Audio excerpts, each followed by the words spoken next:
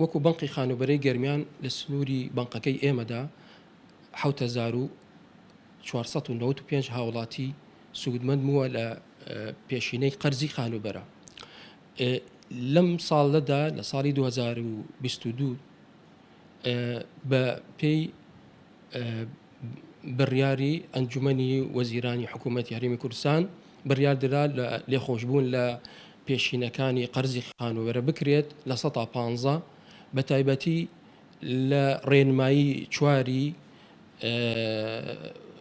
لە وزارەتی دارایی و ئابووری لە بڕواری 6/2/2022 ئەو هاوڵاتیانەی کەوا قەرزەکانیان بە تاواتی دەگەڕێنەوە لێخۆشببوونی لە 115یان بۆ دەکرێت و هەروەها ئەو هاوڵاتیانەی کەوا